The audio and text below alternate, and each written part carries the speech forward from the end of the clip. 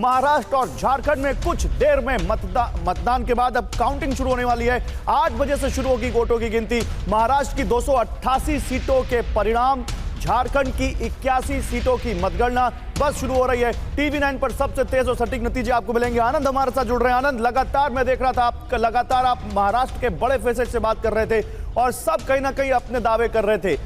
महाराष्ट्र में क्या ये इलेक्शन सबसे इंटरेस्टिंग हो चुका है, क्योंकि दो शिवसेना, दो एनसीपी?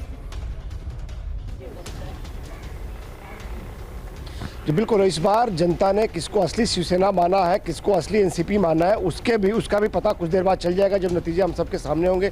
लेकिन इतना जरूर है कि क्या होने जा रहा है, क्या नतीजे रहेंगे, इसको लेकर जरूर बेचैनी बढ़ी हुई तमाम जो नेता हैं महाराष्ट्र के, उनके मन के अंदर, उनके कार्यकर्ताओं के अंदर। अभी हम सागर बंगलों पर हैं, जो कि उप मुख्यमंत्री देवेंद्र फडणवीस का घर है।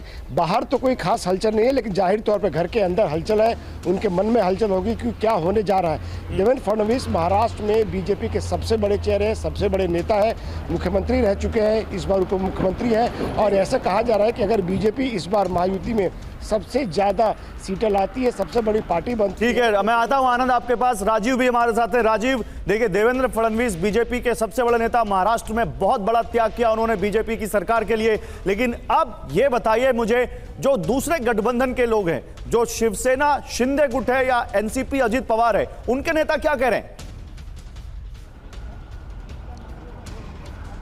देखिए, दोनों ही गठबंधन के लोग अपने अपने दावे कर रहे हैं, लेकिन सबसे महत्वपूर्ण बात यह है कि इस बार जो है अस्तित्व की लड़ाई लड़ी जा रही है। महाराष्ट्र में पिछले 40 से 50 साल के राजनीतिक इतिहास में इस तरह की चुनावी राजनीति कभी देखने को नहीं मिली, क्योंकि ऐसा पहली बार हुआ है कि शिवसेना 2 फाड़ हुई, एनसीपी 2 फाड़ हुई और शरद पवार जहां अपने अस्तित्व की लड़ाई लड़ रही, वहीं दूसरी तरफ उद्धव ठाकरे भी अपने अस्तित्व की लड़ाई लड़ रहे हैं। और लेकिन राजनेता इसे अस्तित्व की बात कम, महाराष्ट्र के स्वाभिमान की बात कह रहे हैं।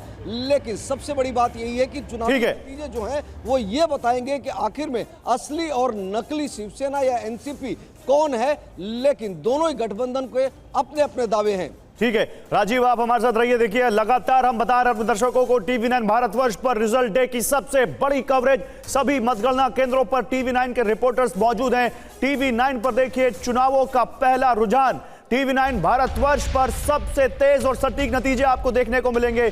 और क्योंकि टेक्नोलॉजी बहुत अच्छे से इन्वॉल्व की गई है इसमें, इसलिए हाईटेक स्टूडियो से हर सीट का सटीक विश्लेषण भी आप देखेंगे। विपिन हमारे साथ जुड़े हुए, विपिन चौबे हमारे संवाददाता। विपिन, 2 राज्यों की जो विधानसभा जो नतीजे हैं चुनाव के, उन पर जितना लोगों का इंटरेस्ट है, उतना ही रोचक विधानसभा का उपचुनाव 9 सीटों का उत्तर प्रदेश का हो गया है और काफी हंगामेदार रहा, काफी इसमें आरोप प्रत्यारोप भी रहे। ये 9 सीटें कितनी अहम हो जाती हैं विपिन, बताइए। गौरव, देखिए 2024 के लोकसभा चुनाव के बाद ये पहले उपचुनाव है और ये उपचुनाव तय करेगा कि किसका रसूख बढ़ा है और किसका रसूख घट रहा है। क्योंकि सरकार, आप जानते हैं कि 2027 में विधानसभा चुनाव होने हैं और उससे पहले ये सत्ता का सेमीफाइनल है। ऐसे में सीएम योगी के सामने अपनी प्रतिष्ठा को, अपना जो रसूख है उसको बचाए रखने की चुनौती है। इसीलिए सरकार ने इतनी ताकत झोंकी है उपचुनाव में, जिसकी कोई कल्पना नहीं कर सकता था। एक सीट पर 3-3 बार मुख्यमंत्री की रैलियां की गई है और पहली बार मैंने 15 सालों में देखा कि अखिलेश यादव उपचुनाव में इतनी ताकत झोंक रहे हैं, क्योंकि अखिलेश यादव 2024 के लोकसभा चुनाव के परिणाम से बेहद उत्साहित हैं। इसीलिए दोनों दलों ने पूरी ताकत झोंकी है। लेकिन किसकी तरफ जनता का रुझान है, क्योंकि इस चुनाव में AIMIM और बहुजन समाज पार्टी भी चुनावी मैदान में थी, लेकिन उनका बहुत ज्यादा प्रभाव नहीं दिखा। मुख्य मुकाबला समाजवादी पार्टी और भारतीय जनता पार्टी में है। लेकिन जिस तरह के आरोप और प्रत्यारोप के बीच में यह चुनाव हुआ है, उसमें चुनाव का परिणाम बहुत महत्वपूर्ण हो जाता है। और आज सुबह 8 बजे से काउंटिंग शुरू हो जाएगी, दोपहर लगभग 12 से 1 बजे तक तस्वीर साफ हो जाएगी और यह तस्वीर बताएगी कि 27 में जनता किस तरफ है और आरोप और प्रत्यारोपों में कितनी सच्चाई है।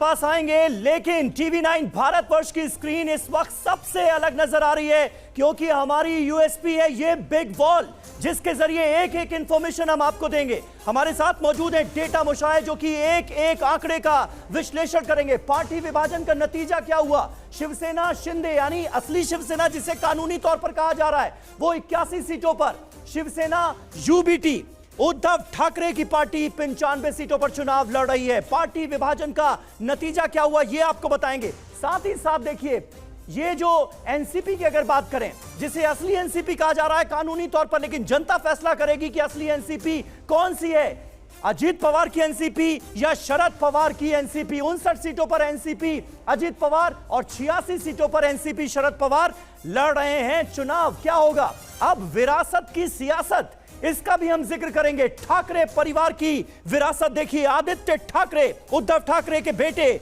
बाला साहेब ठाकरे के पोते, वो चुनाव लड़ रहे हैं और उनकी टक्कर है अमित ठाकरे से, राज ठाकरे के बेटे से। अब देखिए विरासत की सियासत में पवार परिवार कहां पर है।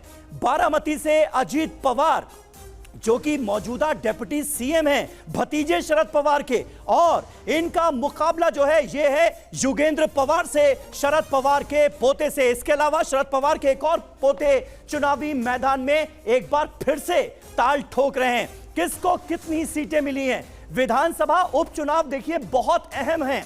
यहां पर यूपी की 9 विधानसभा सीटों पर उपचुनाव हुए। मीरापुर, कुंद्रकी, गाजियाबाद, खैर, करहल, सीसामऊ, फूलपुर, कटहरी, मंझवा जैसे ही रुझान आने शुरू होंगे, सबसे पहले टीवी 9 भारतवर्ष ये आंकड़े आप तक पहुंचाएगा। मीरापुर, कुंद्रकी और अगर हम बात करें सीसामऊ की, तो यहां पर यह आरोप समाजवादी पार्टी ने लगाए थे कि गड़बड़ी हो रही है, वोटर्स को वोट करने दिया नहीं जा रहा है। लेकिन अगर विधानसभा उपचुनावों की बात करें पार्था, तो बिहार पर भी इस बार फोकस मुझे लगता है थोड़ा सा तो रहना चाहिए। 4 विधानसभा सीटों पर उपचुनाव हो रहे हैं। प्रशांत किशोर कहां हैं? प्रशांत किशोर इस पहली बार इलेक्शन लड़ रहा है, तो पॉलिटिकल कंसल्टेंट से पॉलिटिकल लीडर, ये जर्नी कितना सक्सेसफुल हो रहा है नहीं हो रहा है उसका इंडिकेशन आज मिलेगा। अभी तक तो पॉलिटिकल स्ट्रेटेजिस्ट की भूमिका में थे, इस बार नेता बन गए। नेता बन रहा है तो कितना प्रभाव पड़ा, जनता नेता मान रही है उनको, आज मालूम चलेगा, आज इंडिकेशन मिलेगा। हाँ, तो आज इंडिकेशन मिलेगा कि प्रशांत किशोर की पार्टी का क्या हश्र हो रहा है। जन सुराज जो है उसे कितना वोट मिला है ये पता चल जाएगा। देखिए किसको कितनी सीटें आएंगी ये भी हम आपको बताएंगे, क्योंकि महायुति के अलग अलग घटक दल जो हैं वो चुनाव लड़ रहे हैं। बीजेपी को कितनी सीटें हासिल हो रही हैं और साथ ही साथ झारखंड की भी तस्वीर हम आपके सामने रखेंगे। बीजेपी को कितनी, आजसू को कितनी, जेडीयू को कितनी, सीपीआईएमएल को कितनी, आरजेडी को कितनी, जेएमएम को कितनी, कांग्रेस को कितनी। तो अलग अलग पार्टियों का पूरा खाका यहां पर टीवी 9 भारतवर्ष की इस बिग स्क्रीन पर आपको नजर आएगा। तो इंतजार की घड़ियां खत्म होने वाली हैं। धीरे धीरे करके जो आंकड़े हैं वो आने लगेंगे सुबह 8 बजे से।